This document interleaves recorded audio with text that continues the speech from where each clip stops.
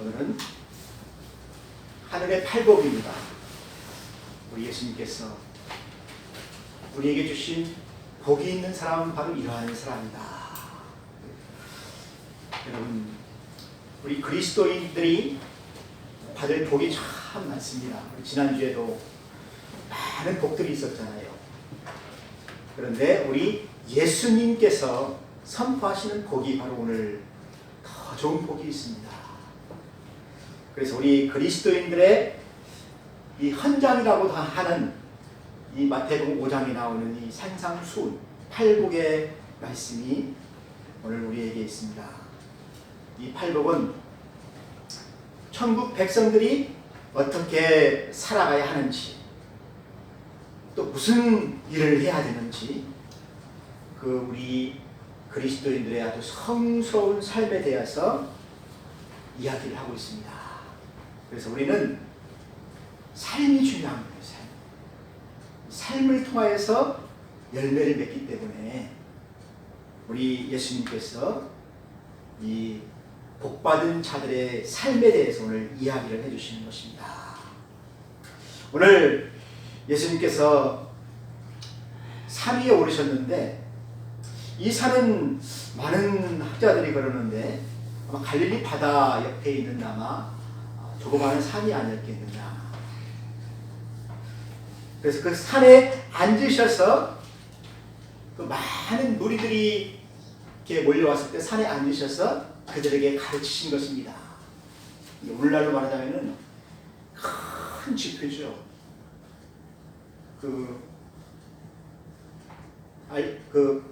빌리그레함 목사님이 함께 오실 때도 막 어마어마하게 많은 그리스도인들이 모였잖아요. 많은 사람들이 모여서 하나님의 말씀을 들었지 않습니까? 바로 그러한 그 전도 집회죠. 그때 많은 무리들이 예수님 앞에 나와서 자리에 앉았습니다. 쭉 앉았을 때 예수님의 제자들이 맨 앞으로 나왔어요. 그러니까 제자들이 앞에 앉고 뒤에는 무리들이 앉게 된 것이죠. 그래서 이 말씀은 제자들과 무리들이 같이 들었던 말씀입니다. 여기에 예수님이 그 산에 앉으셨다라는 표현을 하는데, 이 앉았다는 이 단어가 참 중요합니다. 왜냐하면 이 앉았다는 것은 어떤 법을 제정할 때 법관들이 법정에 딱 앉잖아요. 그래서 유대는 랍비들이 이렇게 법을 제정하거든요. 법을 선포할 때도 그렇습니다. 그 권세 있는 자리에 딱 앉아요. 여러분, 그 재판을 받게 되면은 재판장이 딱 나타나면은 자리에 있는 사람들 다 일어나잖아요. 그리고 재판장이 딱 앉으면 같이 앉지 않습니까? 이게 권세예요, 권세. 그래서 예수님이 자리에 딱 앉아서 말씀을 전하는 것입니다. 이것이 바로 그리스도인들이 지켜야 할 법이라는 것이죠. 헌장이라는 것이죠. 사랑하는 성도 여러분, 우리는 이 법을 들을 때 우리가 하나님의 백성이 되는 것입니다. 우리는 그 법을 지키는 백성이 되는 거예요. 사랑하는 성도 여러분, 예수님을 우리가 진실이 따르기 원한다고 한다면은 예수님께서 주신 이 산상수훈의 말씀을 지키는 자가 되어야 된다는 것입니다. 많은 학자들은 그래서 모세는 시내산에서 그 백성들에게 율법을 주셨지만은 예수님은 산에서 그의 제자들에게 또 무리들에게 새로운 계명을 준다고 했어요. 여러분, 모세가 준 율법은 율법이 완성이 아니죠. 그 율법을 통하여서 우리가 죄인 것을 깨닫게 할 거예요. 그리고 모세는 그 율법을 주면서 너희들이 앞으로 기다려야 될 사람이 있다. 내 뒤에 오시는 그가 있는데 그의 말을 들으라. 그가 너희들을 자유케 할 것이다. 너희들을 하나님의 백성으로 자유케 할 때 너희들은 그의 말을 들으라. 다윗도 그렇게 말을 했어요. 그분이 오시면은 너희들이 마음을 완악하게 하지 말고 마음을 부드럽게 해서 그의 말을 들으라. 근데 오늘 예수님이 오셔서 사람들에게 말씀하시는 것입니다. 예수님의 말씀을 듣는 백성이 되어야 돼요. 이 말씀을 들어야 우리가 살 수가 있다는 것입니다. 그래서 예수님이 입을 열어서 가르치셨다. 여러분, 입을 연다는 이 표현이 아주 엄숙한 그 권위를 상징하잖아요. 예수님이 가르치셨다는 것입니다. 그 입을 열어서 모든 제자들과 무리들에게, 모세는 십계명을 그들에게 주었지만 예수님은 산상수훈의 말씀을 주었다라는 것입니다. 오늘 예수님의 첫 번째 가르치심이 무엇입니까? 천국에 대해서 가르치는 거예요. 자, 심령이 가난한 자가 이 천국을 소유한다라는 것입니다. 여러분, 왜 예수님께서 심령이라는 말을 그 위에 덧붙였을까요? 그냥 가난한 자들, 누가복음에는 가난한 자들이라고 나오잖아요. 그런데 여기 헬라어의 언어를 보게 되면은 프로코스라는 단어를 쓰고 있습니다. 가난하다는 이 단어가 그냥 돈이 없고 뭐 그런 수준이 아니고 파산 상태에 있는 것을 상징을 하는 거예요, 이 단어는. 그러니까 누구의 도움 없이는 내가 살 수가 없습니다. 완전 파산 상태지요. 그런데 육체적으로, 세상적으로만 이 가난한 것이 아니고 우리의 마음이 그렇다는 것입니다. 우리의 심령, 우리의 영혼이 피폐해졌다는 것입니다. 내 영혼이 메마르고 아주 피폐해졌다는 것입니다. 그래서 하나님의 도움 없이는, 하나님께서 은혜의 단비를 내리지 아니하시면은 내가 살 수 없다는 것입니다. 하나님이 도와주시지 아니하시면은 아무도 나를 구원할 능력이 없다는 것입니다. 오직 하나님만을 그래서 나는 의지할 수밖에 없다는 것입니다. 여러분, 그렇습니까? 우리는 그런 마음을 가져야 돼요. 하나님이 이 곤고한 나를 구원하실 수 있는 사람이다. 여러분, 바울이 로마서에 그렇게 얘기했잖아요. 우리는 곤고한 사람이로다. 내 속에 두 가지 법이 있는데 하나는 선을 행하려고 하는 그 하나님의 생명의 법이 내 안에 있지요. 믿는 사람도 그래요. 그런데 믿는 사람도 육신의 법이 있어요. 육신의 정욕이 있어요. 육신의 혈기가 있어요. 또 죄가 있어요. 시기와 질투와 미움과 다툼과 싸움이 있잖아요. 음란이 있잖아요. 악한 것이 있잖아요. 이것이 아직 죽지를 않았다는 것입니다.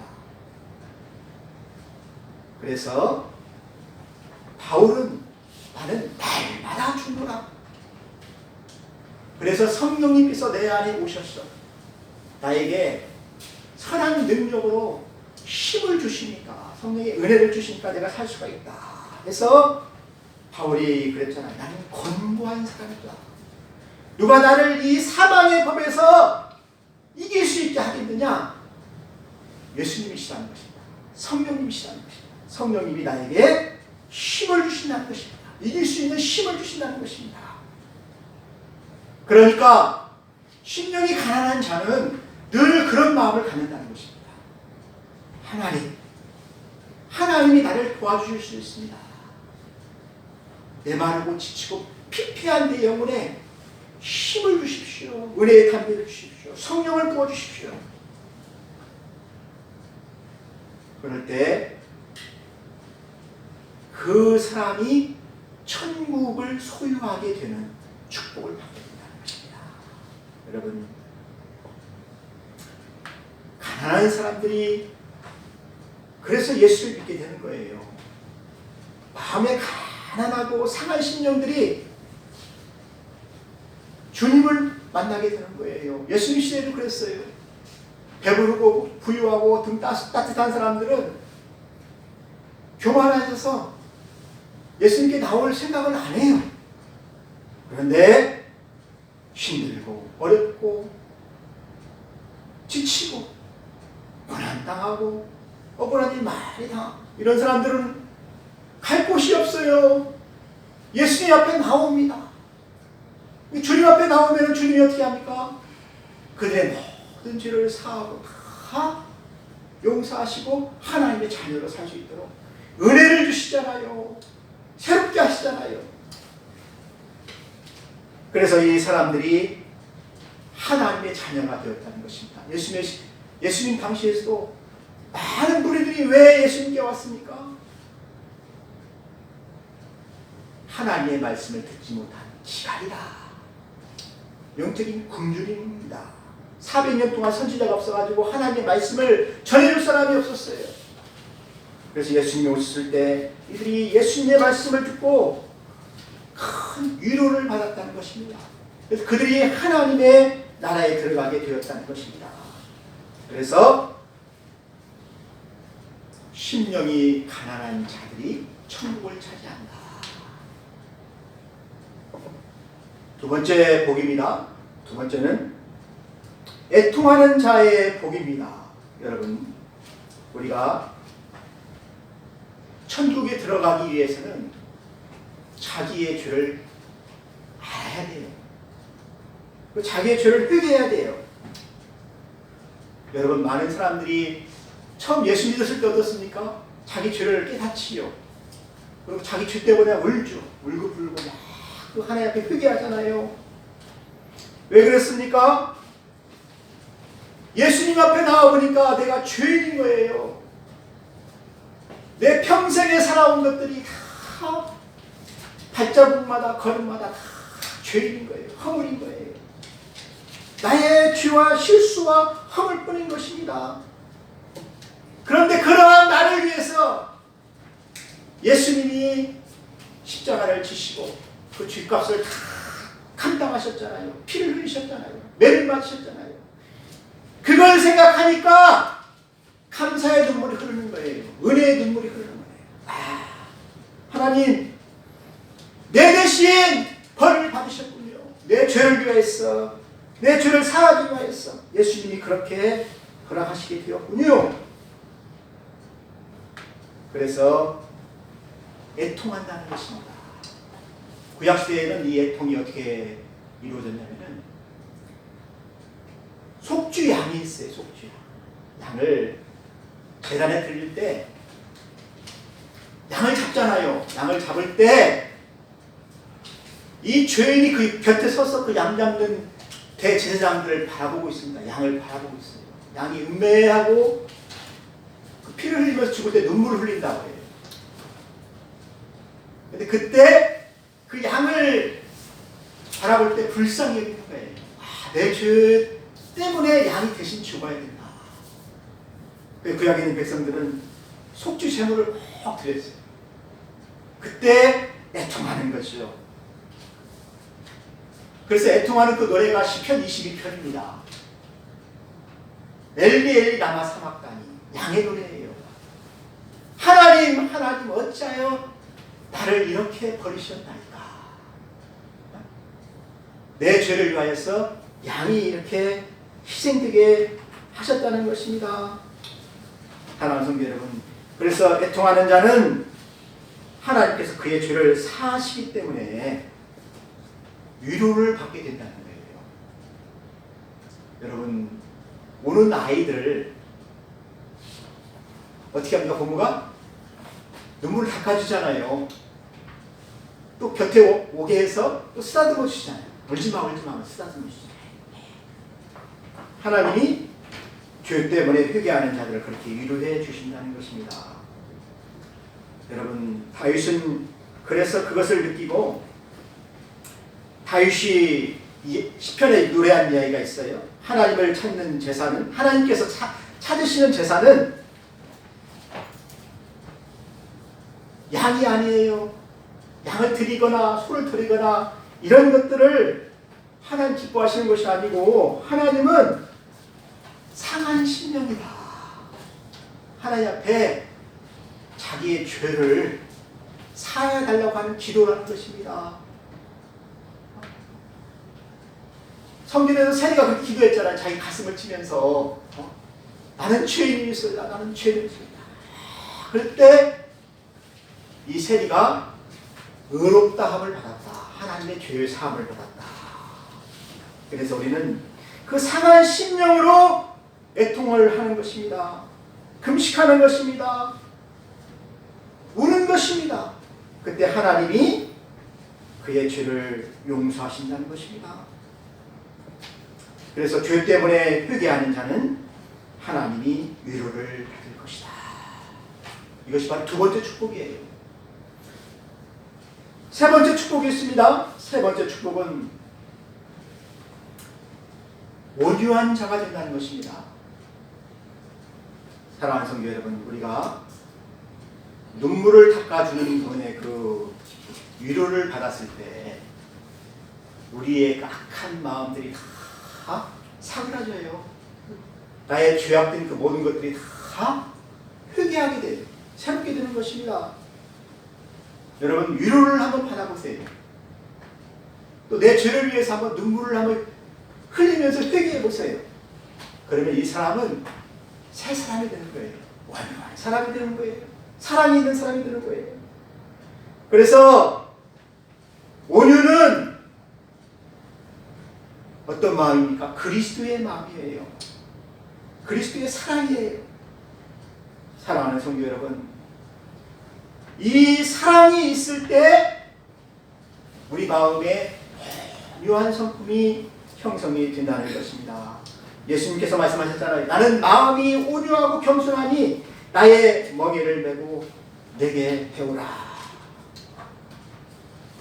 베드로는 그렇게 얘기했습니다. 베드로전서에서 하나님이 그 많으신 긍휼대로 우리를 위하여 죽으시고 부활하시고 우리에게 구원을 주셨으니 이것이 바로 썩지 않고 더럽지 않고 수여하지 아니하는 기업을 우리에게 있게 하려고 하나님이 우리에게 그렇게 긍휼을 베푸셨다. 그래서 우리는 하나님의 사랑으로 온유한 사람이 되어야 된다는 것입니다. 여러분, 새해에는 이런 온유한 사람이 되기를 주의 이름으로 축복합니다. 나폴레옹이 한 얘기예요. 자기는 강한 힘으로 권력으로 온 세계를 정복하려고 했는데 결국에는 실패해가지고 박모섬에 이렇게 유배되어서 감옥에 감옥 들어가면 딱 한 평이잖아. 한 평. 그 많은 땅을 다 잊어버리고 마지막에는 딱 한 평을 차지하게 되잖아요. 그럴 때 나폴레옹이 한 유명한 얘기가 있어요. 그런데 예수님은 온유함으로, 예수님은 사랑함으로, 용서함으로 온 땅을 차지하고 온 백성들을 차지하고 온 만민들을 다 자기 앞에 무릎 꿇게 하셨다. 왕의 왕이시다. 나폴레옹이 한 말이에요. 여러분, 그래서 온유한 자는 땅을 기업으로 차지하게 됩니다. 여러분, 이삭이 온유해가지고 아비멜렉이 우물을 메울 때 싸우지 아니하였잖아요. 가져가라. 하나님 나에게 또 복을 주실 것이다. 그런데 이삭이 가는 곳마다 우물을 파매게 되면 물이 나와요. 물이 나와. 하나님 또 다른 축복을 주시는 거예요. 그런데 나중에 빼앗겼던 그 모든 우물들이 다 누구의 것이 됩니까? 나중에 보게 되면 이삭의 것이 돼요. 이삭이 그 우물을 다 차지해. 나중에. 왜요? 이삭이 판 거잖아요. 아비멜렉이 판 것이 아니잖아요. 이삭이 팠는데 방부를 했는데 나중에 그랄 땅에서도 또 남방에서도 또 저쪽 세계에서도 다 이삭이 그 땅을 다 차지하게 돼요. 하나님께서 말씀하셨잖아요. 온유한 자는 땅을 기업으로 받을 것이다. 여러분, 용서하고 사랑하고 베푸는 사람에게는 이러한 땅을 얻는 축복이 있어요. 그 사람에게 하나님께서 다 맡기시는 거예요. 여기도 맡기시고 저기도 다 맡기시는 거예요. 그래서 올해는 여러분들이 지경이 좀 넓어졌으면 좋겠어요. 조그마한 그 자기 집안에서만 살지 말고 지경을 확 넓혀가지고 하나님 주신 땅이 좀 넓었으면 좋겠습니다. 그러려면 우리는 어떻게 해야 되겠습니까? 온유한 자가 되어야 된다. 온유한 사람이 그 땅을 차지하기 때문에 그런 것입니다. 세 번째 주시는 축복이 있습니다.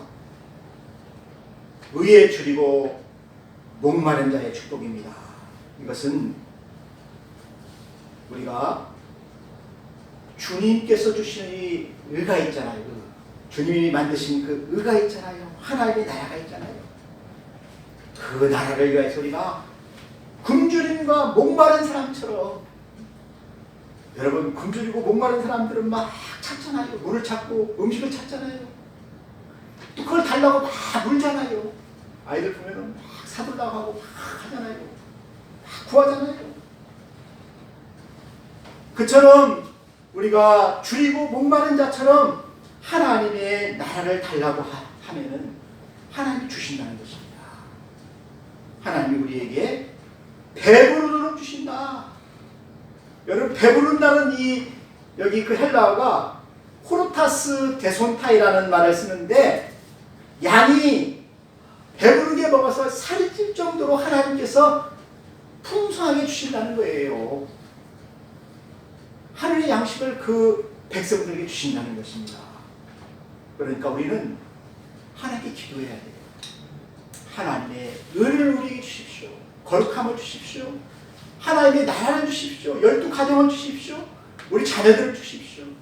또 옆집을 주십시오. 다 해서 우리가 은혜를 받을 때 하나님께서 그것으로 충만하게 하신다는 것입니다.